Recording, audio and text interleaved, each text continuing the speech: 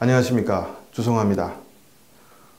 오늘 시간은 김정은 주머니 들여다보는 법, 여기에 대해서 한번 말씀드리도록 하겠습니다.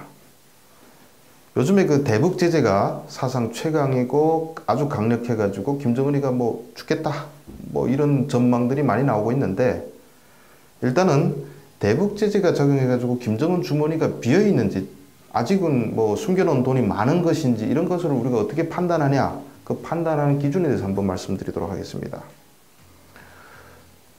그 기준을 판단할 때 오늘 시간에는 북한에서 열심히 조성하고 있는 원산 갈마 해안 관광지구라는 것을 사례 들어서 제가 말씀드리도록 하겠습니다.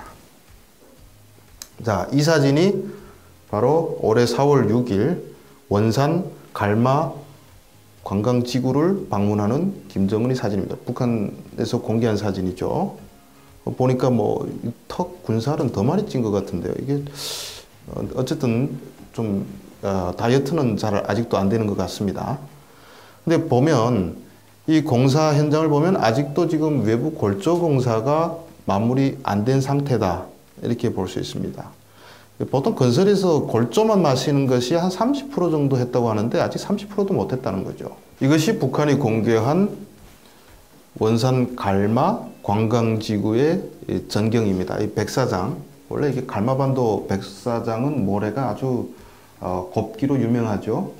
저도 가봤는데 해수욕하기 상당히 괜찮습니다. 그래서 이렇게 짓고 있는데 이제 겨우 껍데기는 그럭저럭 만들었다, 이렇게 볼 수 있습니다. 뭐 사실 이런 거 다 완성해도 관광객들이 갈지 모르겠습니다. 그런데 한 3, 4년 전에 김정은이가 쫙 하면 뭐 포사격하고 막 그렇게 다닐 때는 여기 백사장에다가 포를 몇백 문 끌어다 놓고 바다를 향해서 막 쏘고 막 그랬던 데입니다. 거기에 가가지고 갑자기 여기다가 관광지구로 건설한다, 이렇게 해가지고 지금 골조가 지금 거의 마무리됐는데, 이게 완성돼도 여기 또 치명적인 결함이 하나 있습니다. 바로 뒤에 이게 공항이 있습니다. 세상에 어느 해양지가 뭐 해양 휴가지인데 계속 비행기 소리 웅, 얼마나 요란합니까? 그 소리 들으면 사람들이 여기서 해수욕해야 되고, 밤에 잘 때마다 또 낮에 좀 낮잠 자는 사람도 있겠는데 얼마나 거슬립니까? 그러니까 원래 이거 만들려면 비행장을 다른 데 먼저 이전해야 되겠죠. 근데 뭐 아무튼 구조적으로 되게 이상하게 만들어 놨습니다만은, 껍데기를 하게 되면 30% 정도, 그리고 호텔이니까 이제부터 진짜 돈이 듭니다. 왜냐면 호텔 같은 경우는 내부를 호화롭게 해야 되죠. 그 뭐 심지어 변기까지 다 수입해 와야 되고, 욕조, 뭐 전구 뭐 이런 걸 다, 샹드리를 다 이렇게 수입해 와야 됩니다. 그래서 이제부터 돈이 진짜 드는데, 근데 여기서 재미있는 사실이 제가 눈길을 끄는 사실을 발견했습니다. 4월 6일 날 김정은이가 이쪽을 찾아가지고 뭐라고 했냐? 그 무엇에 쫓기듯이 속도전으로 건설하지 말고 공사 기간을 6개월간 더 연장하여 다음에 태양절까지 완벽하게 해놓자, 이렇게 얘기했습니다. 그러니까 2020년 4월 15일까지 완성하라, 이렇게 지시를 한 겁니다. 그런데 북한에서 원래 공사 기간은 언제였냐? 이것도 역시 작년 8월에 가서 원래 태양절까지 돼 있었는데, 그러니까 지금 2019년 4월까지 완공기간 잡은 것을 원래는 10월 10일까지 당 창건 기념일까지 6개월 동안 늦춰준 겁니다. 근데 이번에 4월에 가서 다시 또 6개월 연장했습니다. 2018년 김정은이가 처음 원산 갈마 해양지구 건설을 밝힐 때만 해도 이렇게 말했습니다. 신년사 내용인데, 올해 국민이 힘을 합쳐 원산 갈마 해안 관광지구 건설을 최단 기간 내에 완성하자, 이렇게 됐습니다. 그러니까 작년 1월에는 최단 기간에 하자 해놓고 갑자기 올해 4월에 와서는 그 것을 쫓기듯이 하지 말고 철저하게 하자, 뭐 또 이런 식으로 말이 바뀌었죠. 왜 그러냐? 돈이 없기 때문이겠죠, 당연히. 근데 재밌는 것은 공사기간 연장 지시를 한 것이 항상 도널드 트럼프 미국 대통령을 만나고 돌아온 뒤에 했다는 거죠. 그래서 2018년 초에서는 1년 4개월 동안 만들겠다 해가지고 막 몰아붙이다가 6월에 싱가포르 회담을 딱 하고 나서, 그리고 8월에, 그러니까 2달 뒤에 생각이 바뀝니다. 가서 6개월 더 연장해라. 그리고 2월 달에, 올해 2월 달에 하노이 회담하고 또 여기 가가지고 6개월 더 연장해라, 이렇게 지시를 합니다. 그러니까 이건 뭘 말해주느냐? 김정은이가 트럼프 대통령 만나면 공부를 많이 하고 돌아온다는 거죠. 쉽게 말하면 상황 파악이 되는 거죠. 아, 대북 제재라는 게 그냥 쉽게 해결되는 거 아니구나. 원래 2018년 초만 해도 내가 나서서 정세를 주도해가지고 내가 막 이리 뛰면 당연히 올해 상반기쯤부터는 외국 관광객들이 막 들어오고 제재도 풀릴 것이다. 이렇게 타산했던 것 같습니다. 그리고 여기다는 카지노도 건설한다 했습니다. 근데 뭐 그게 제대로 뜻대로 되지 않고 계속 공사 기간이 연장되는 거죠. 그래서 현실 파악이 되는 것 같다. 이렇게 볼 수 있고, 또 하나는 기본적으로 돈이 없기 때문입니다. 그래서 대북 제재로 해서 북한의 주머니가 마르고 있다. 이것은 뭐 당연한 상식입니다. 그런데 우리가 여기서 북한을 좀 더 들여다보게 되면 재미있는 사실을 발견할 수 있습니다. 자, 북한은 예전에 평양에는 엄청난 공사들을 많이 했습니다. 자, 이것이 북한이 자랑하고 있는 대표적인 거리죠. 평양 미래과학자 거리입니다. 이게 뭐 50 몇 층짜리 있고 고층 건물들이 많이 건설됐죠. 이런 것들을 북한에서는 평양에는 얼마든지 건설을 했죠. 그리고 2015년 12월에 미래과학자를 거리를 완성한 다음에 이듬해 4월에 연면거리 또 건설하라 라고 지시를 했습니다. 그래서 북한의 모든 또 돌격대가 들어가 가지고 1년 만에 이런 또 엄청난 거리를 건설했습니다. 이건 80 몇 층입니다. 그래서 평양 미래과학자 거리는 2,500세대, 이 연면거리는 4,804세대가 삽니다. 이런 마철루를 1년 동안에 건설했는데, 그런데 원산 그 관광지구는 이거보다 사이즈가 작습니다. 자, 원산 거리를 보게 되면, 원산 관광지구를 보게 되면 고층 건물도 없어요. 짤막짤막 자그마한 건물들을 그냥 쭉 이렇게 건설하니까 미래과학자 거리나 연면거리보다는 사이즈가 작다. 그런데 1년 만에 4,800세대가 있는 연면거리를 건설한 북한이 이거는 지금 1년 만에 1년 4개월 동안 하겠다고 하다가 못 해가지고 2년 4개월을 미뤘습니다. 2년 4개월 때 건설될지 모르겠지만은 어쨌든 현재로서는 1년 뒤로 잡았습니다. 제가 봤을 때는 이자 30% 겨우 1년 4개월 동안 했는데 앞으로 1년 동안에 나머지 70%를 어떻게 합니까? 뭐 욕조 어떻게 사 들어갑니까? 갑자기 돈이 생길 것 같지 않습니다. 그래서 내년도 4월에도 마무리될 가능성은 거의 없다. 이렇게 저는 판단하고 있습니다만은. 그런데 이걸 왜 이런 거리 하나 지으면서 김정은은 쩔쩔매는가? 그거에 바로 비밀이 있습니다. 자, 어떤 비밀이 숨어 있냐? 평양의 미래과학자 거리, 또 무슨 연면거리 마찬가지지만은 이 거리 건설에는 김정은이 돈이 안 들어가고도 거리를 건설할 수 있습니다.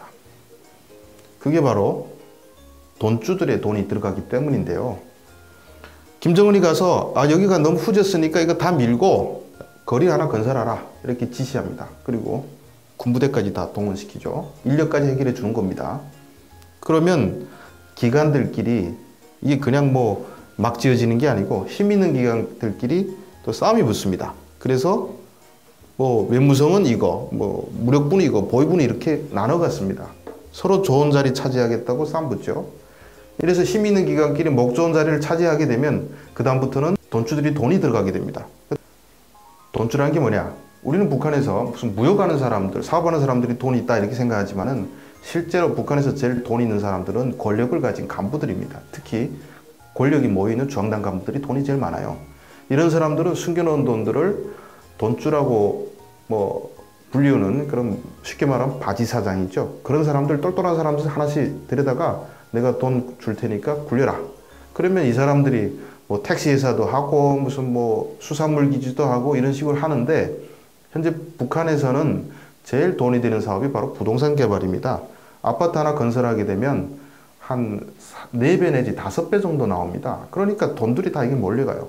그래서 거리가 하나 지정됐다. 그리고 우리 단위가 아파트 부지 하나 맡았다. 그러면 그 다음에는 돈 있는 사람들이 여기다 자재비로 투입합니다. 그래가지고 건물이 올라갑니다. 다 올라간 다음에 내가 투자한 돈만큼 또 돈을 나눠갔습니다. 근데 이 거리 건설할 때 1등 공신이 누굽니까? 김정은 아닙니까? 내가 부지를 다 잡아줬지. 그리고 인력까지 해결해줬으니까 이 거리 조성되는데 50% 이상의 몫은 김정은의 지분이라고 볼 수 있죠. 또 김정은이가 이걸 꼭 잊지 않고 거리 완공되기 전에 거리를 찾아가지고 자기 몫을 챙겨갑니다.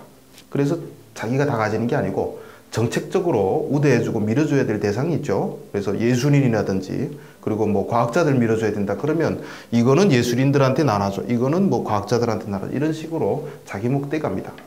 그래서 한 절반 이상 떼가고 그 나머지를 가지고 결국 투자자들이 나눠 먹습니다. 제가 들어보니까 미래과학자 거리는 김정은이 챙겨간 몫이 적어가지고 돈 좀 벌었다고 합니다. 그런데 연명거리는 김정은이가 너무 많이 뜯어가는 바람에 그냥 북한 말로 똔똔이 그냥 뭐 투자한 것만큼 돈 많이 못 벌었다 이런 얘기를 하더라고요. 이렇게 거리가 건설됩니다. 그런데 문제는 원산 관광지구는 돈주들이 돈을 투자해봤자 팔아먹을 수가 없습니다. 호텔 어떻게 팔아먹습니까? 민간에 뭐 팔아먹죠. 그러니까 돈주들이 죽었다 깨도 여기다는 돈을 투자하지 않습니다. 그러니까 이 원산 갈막 관광지구를 건설하려면 오로지 김정은 주머니에서 돈이 나와야 된다는 거죠. 물론 김정은이 주머니 돈이라는 것이 그 당자금이라고 부르죠. 북한에서는. 그래서 뭐 39호실 뭐 이런 데서 돈 벌어가지고 김정은 바치면 그게 뭐 노동당 자금이라 하지만은 쓰는 건 김정은 주머니 돈이다 이렇게 볼 수 있습니다. 근데 김정은이 지금 제대로 돈이 없는 거예요. 그러니까 가서 원산 갈막 지구에 가서 뭐 속도전을 하지 말고 뭐 아주 여유 있게 뭐 잘하자 이렇게 얘기했지만 실상은 허주머니가 비어서 그렇습니다. 지금 김정은이가 돈이 없이 평양의 거리는 다시 한번 이런 거리 만들 수 있습니다. 이렇게 멋있는 거리 만들어 가지고 또 어디 가서 저거 밀어버리고 새 거리 만들려고 그러면 돈주들이 붙습니다. 그런데 원산 관광지구는 돈주들이 안 들어가니까 김정은이가 돈이 날 데가 없고 그러니까 그냥 할 수 없이 공사기간을 연장해라 이렇게 지시를 한 겁니다. 그래서 이 원산 갈마지구의 그 진척도를 보게 되면 김정은이가 돈 좀 있나 없나 이거 바로 알 수 있죠. 막 공사가 빨리 진행됐다 그러면 김정은이 주머니에 돈 좀 있네.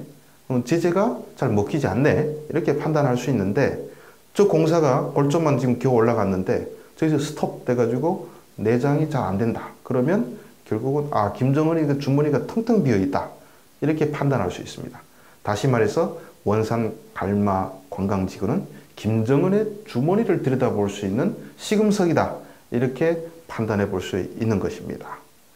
이상으로 오늘은 원산 갈막 관광지구가 김정은의 호주머니 사정을 들여다볼 수 있는 시금석이다 라는 주제로 말씀을 드렸습니다. 오늘 방송은 여기서 마치도록 하겠습니다. 감사합니다.